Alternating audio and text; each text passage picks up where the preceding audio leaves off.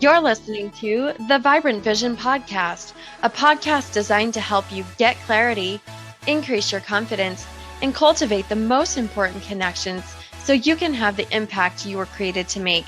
I'm your host, Amanda Kerrigan. Now let's get to making that vibrant vision a reality. Hey there, welcome back to the Vibrant Vision Podcast. Last week, we talked about what to do if you have a goal that you failed on so many times that you just don't want to try again. And I get it. I have goals like that. Actually, this podcast is one of those goals. And there are certain things that we can do to fail-proof our goals. And that's what we're going to talk about this week. So if you failed in the past, this episode is for you because it's going to help you make sure that you do everything in your power to not fail again. So maybe you have a goal like this. Maybe you've failed on a weight loss goal or a career goal or a business goal. I have several clients right now who didn't hit their marks in 2020 and 2021. And there's a lot of things are outside of our control, especially in the last 2 years. But there are things that are inside of our control. So I just want to start out by saying that fail-proof is kind of a misnomer, if you will. I had a couple of coaching colleagues a couple of years ago who were ramping up to have a really cool retreat for women in late April of 2020. And you know what happened. They had to pivot.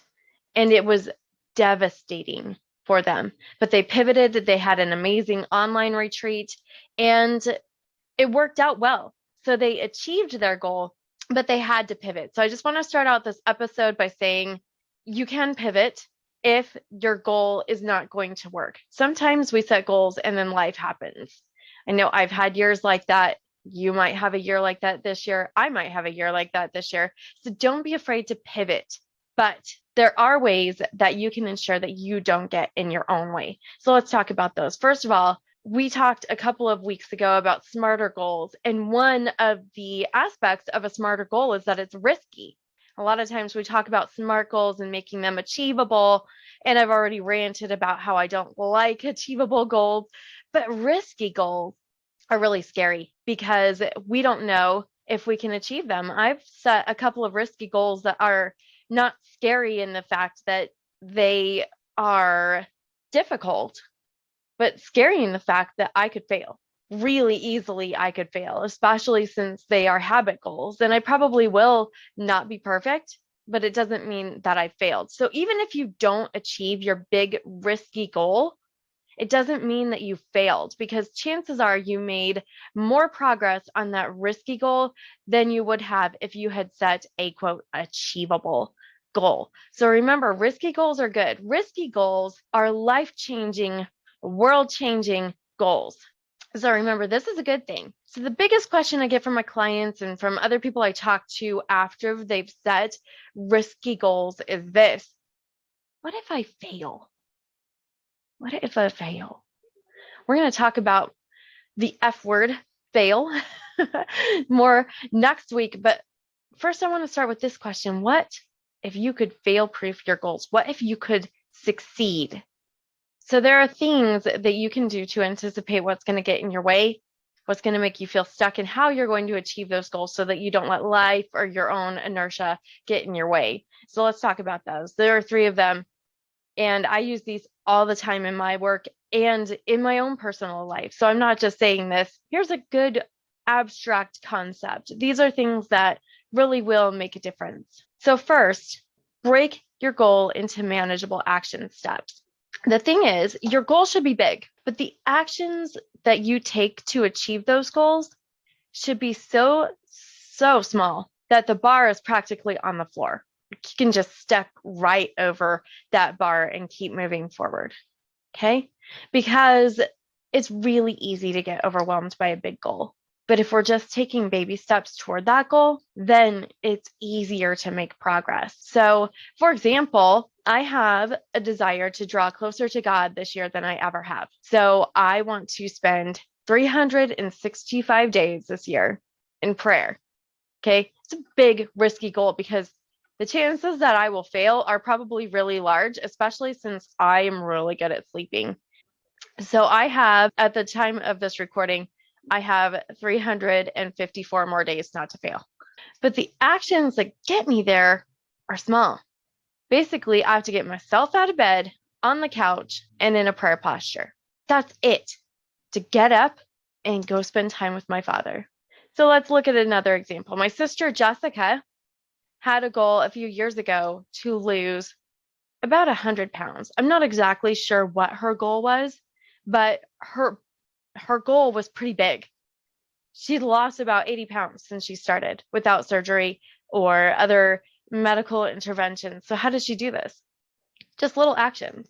She meal preps every week so that she knows what she's going to eat, and it's easy for her to go to her fridge and pull something out that is going to be healthy rather than saying, oh, I want pizza tonight. She follows a specific workout plan. So she follows Beachbody on Demand, and she has workouts that she does so that she can know exactly what to do, and it's easy for her to step over that bar. And she has a habit. She does not miss a workout. And I have no doubt that Jessica is going to end this year healthier than she started because she has these little action steps that she knows to take every week. So here's my question to you. What action steps would get you to your goals? Maybe they're habits, or they might just be one-time action steps. Like, for example, my goal was to publish 52 episodes of this podcast. It's a pretty big goal, right? It's risky. There's a good chance. It's 7 o'clock right now in the morning when I'm recording this. There's a good chance that I'm going to be like, oh, I don't want to do it. I do it every time. And then I sit down and I think about you guys listening on the other end, and I'm like super pumped. But it's hard. And the action steps that I had to take to get there were, number one, to have a habit of outlining and recording these episodes every week, but also just a one-time action, but also a one-time action of setting up systems in my business so that I knew which episodes I was going to record. I had a system so that I could communicate with my assistant because she does all of my editing. She's amazing. So thank you, May. You guys really would thank her if you had heard some of my mistakes.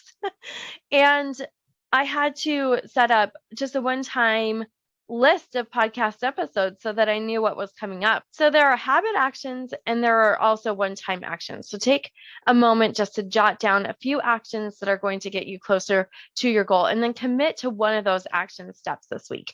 Which action will you take to get yourself closer to that goal this week? Maybe it's picking up the phone and calling a referral partner. Maybe it is calling a venue to book that speaking gig that you've wanted. Maybe it's going to Toastmasters. Whatever it is, choose one action and then go do it.